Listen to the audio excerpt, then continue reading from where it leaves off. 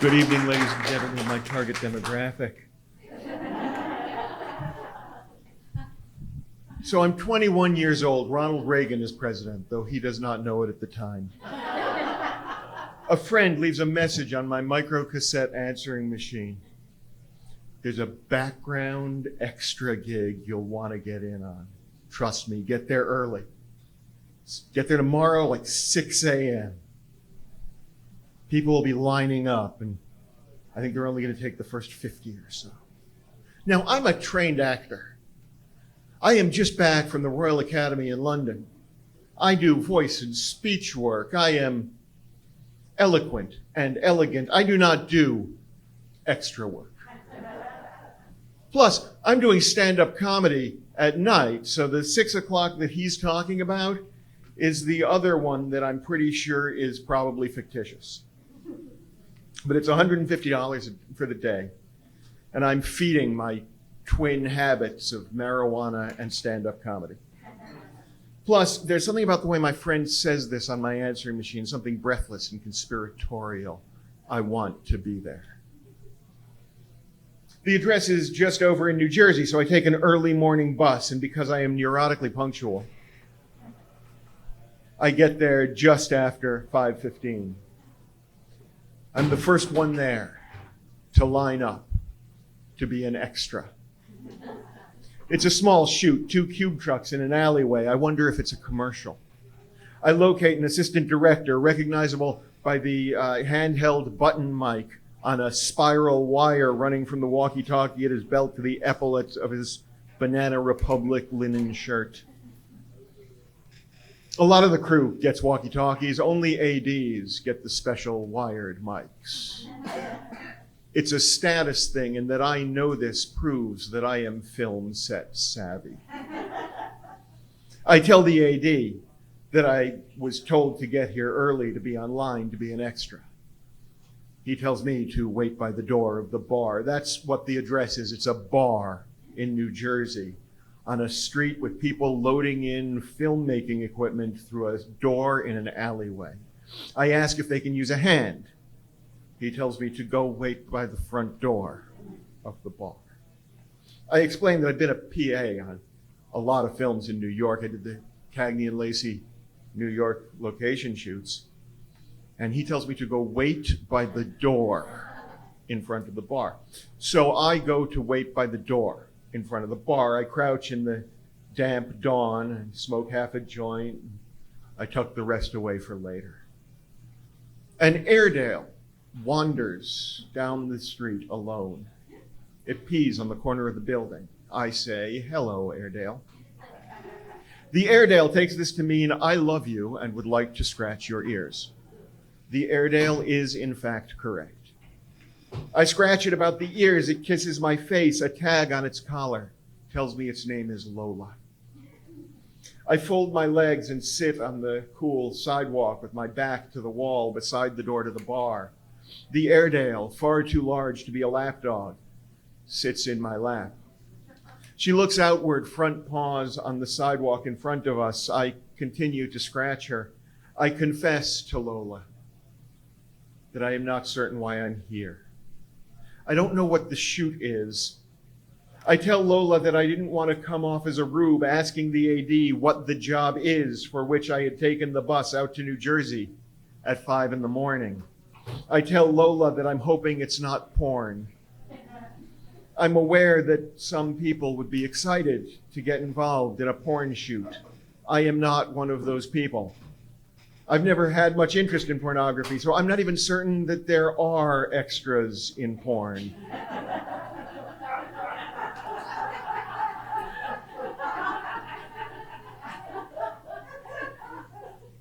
But the 2 cube trucks in the seedy-seeming location have me wondering. It's certainly not the kind of setup you'd see for a proper film or TV show. Lola shows very little interest in my rambling monologue. After a while, she pushes back with her front paws, shifting all of her weight into my lap. She curls across the nest of my thighs, my shins, my crossed ankles. She gets comfortable. I become quite uncomfortable. Still, I like having the company. A few more people show up around 10 to 6. I inform them that if they're here to be extras, the line starts to my right. One of them, worried, asks if we're supposed to have brought pets with us. I don't understand why he thinks that, as nobody else has brought a pet. I'm high enough that it doesn't occur to me that people might assume the huge dog curled up in my lap might be mine. I'm 21. I'm not all that self-aware. I'm tall and my beard grows in thickly enough that if I shave too early in the day, I look downright scruffy by evening. Still, I always feel like the youngest person in any group, and it never occurs to me that I might be perceived in any other way. I mask my insecurities. I admit to nobody that I don't know what we're here to work on. I try to seem casual and in control. I tell the guy that Lola and I have just met. She's not mine. He says, "Oh, so is she online then?" I say, "No, we're in line. She already got a voucher and filled it out." He seems confused by this, so I let him off the hook. She just wandered up. We made friends. The line has grown now. It runs almost the full length of the block. Somebody steps out of line to peer around the corner of the building. He hisses back in a loud stage whisper to the gathering line, "They came around the other side. He's here!" A mutter passes down the line, a building excitement. I'm doing everything I can to seem unfazed, so I make no move to get up and displace the dog.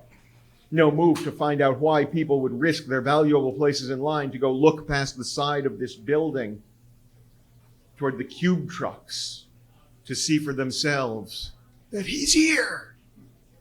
Someone says, "Holy shit, I can't believe this is happening," and I wonder once again what I've gotten myself into. When the AD comes around to the street from the alleyway, I recognize the man he's with as the director, John Sayles.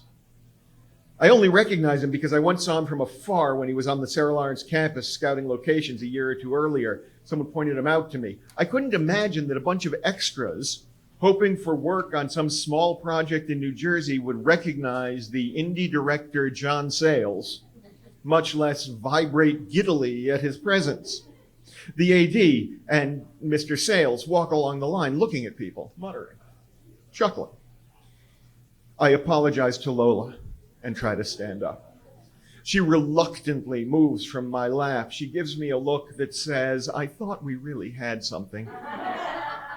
And she trots back up the street from whence she came. The AD says, "Hey, extra, your dog's getting away."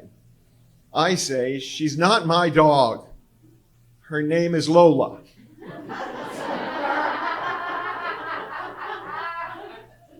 John Sayles stares at me for a long moment, blinking slowly, and then goes on with his examination of the people on the line. After a moment of quiet discussion with the AD, Mr. Sayles goes back around to join the crew. I brush some Lola hair from my pants. The AD says, "You, shout the number 1. He turns to the next person and says, "Then you, shout the number 2. I say, 1. He says, "Shout, dog boy." I shout, 1. He points to the next guy who shouts 2. The AD points to the next person. They shout 3. Counting continues naturally down the line. The AD moves along until they get to about 35, 40 people. He says, "Okay, you guys stay where you are. Everyone else, I'm afraid we won't need you today." A great many people groan and sigh in disappointment. They move off into the early morning streets in pairs and small clusters, seeking an IHOP or a Denny's or a bus back to Manhattan. The 40 of us or so move inside. One guy unhesitantly moves behind the bar, taking up the role of the bartender without being told to do so. I admire his confidence. I wait to be told where to stand. The AD confers with John Sayles and then places us. "You two go to the pool table and play around, but stay on this side of the table so the camera gets you. You stand at the end of the bar. You sit on the bar stool." Once we're all in position, he goes back and talks to the director a bit. A camera points at us. The AD adjusts some positions. He picks up a bullhorn and his voice comes through harsh and distorted. He says, "Okay, we're going to run playback. We want to get a bunch of you guys listening, enjoying the music before we bring them in, okay?" An excited buzz runs through the room. I remain utterly nonchalant. The director shouts, roll film. Someone shouts, rolling. The director shouts, nice and relaxed, guys, focus up here at the stage. We do as he says, and he shouts, and playback. I hear the first chords of Springsteen's Glory Days. People begin to move to the music a bit, staring up at the stage where nobody performs. I turn to the woman nearest me and say, are we doing a Springsteen video? She laughs and says, what did you think we were here for? Abruptly, I am having the best day of my life.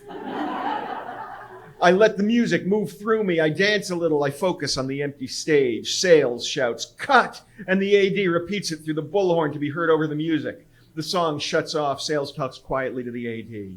The AD comes over with the bullhorn. He says, nice interaction, you two, to me and the woman who has just informed me that I am filming a Springsteen video. He tells the people at the bar not to clump up at the center. Don't worry, if you can see the lens, you're in frame. Don't look at the lens! We do it again and again. Then the feeling in the room changes. Bruce Springsteen and the E Street Band come in from the back. Bruce hangs his guitar around his neck. Little Stephen has a mandolin. Clarence Clements, the big man, walks in, taking up an impossible amount of space with the pure energy of his smile. The camera turns to face the stage. The song plays over and over again as the actual E Street Band, with Bruce at the front, lip sync their hearts out to their own music. Little Stephen mugs and overacts when he joins Bruce for the harmony moments at the shared mic. After a few hours of this, the camera having moved several times to catch the fake performance from many angles, Sales talks to the AD for a moment. And the AD says into his bullhorn, okay, stand by for a bit. We're going to try a different setup. This wasn't on the shot list, so it may take a minute to get it right. Bruce steps to the edge of the stage, talks briefly with the director. Sales nods.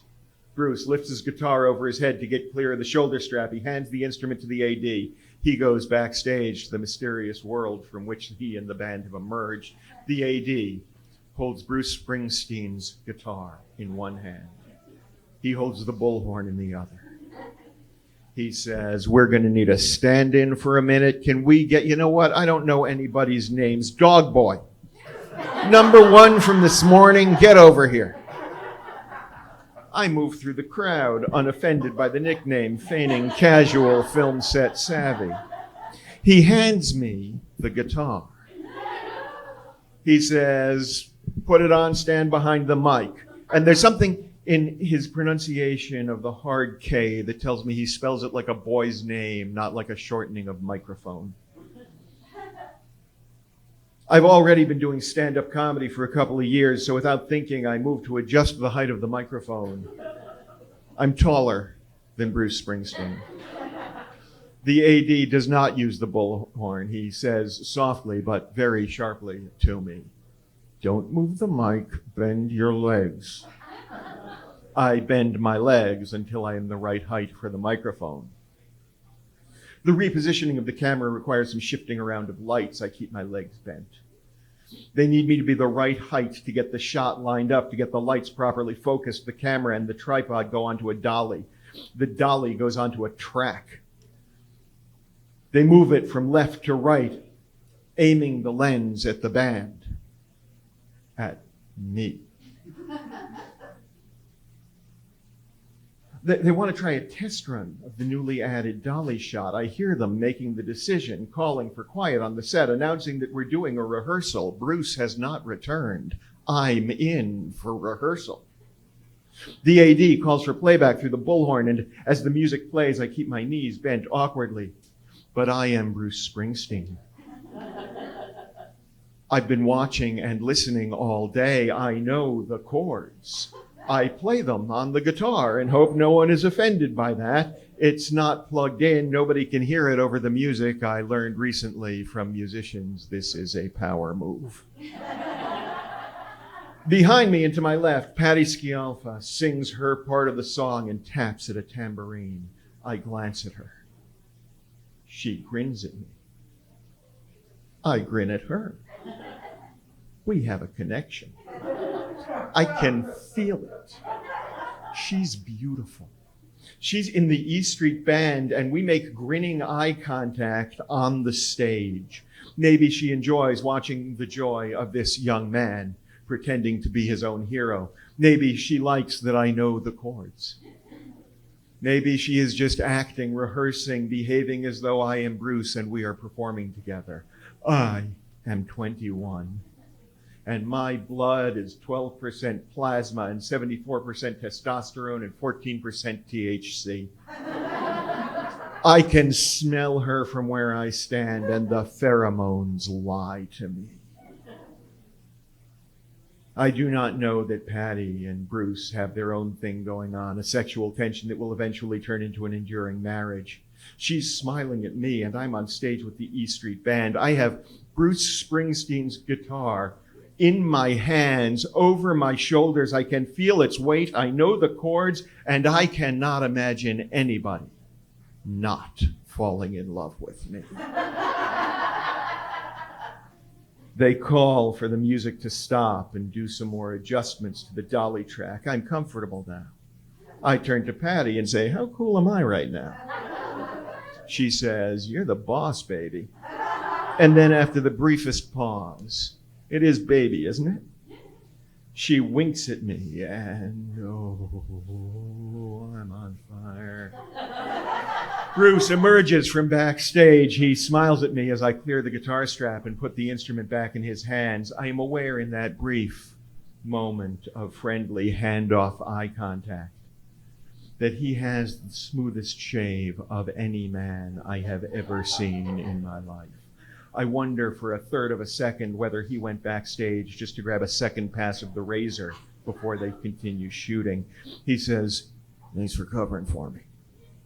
I nod. Little Steven says, "Why did he call you dog boy?" I say, "There was a dog in my lap." He says, "What?"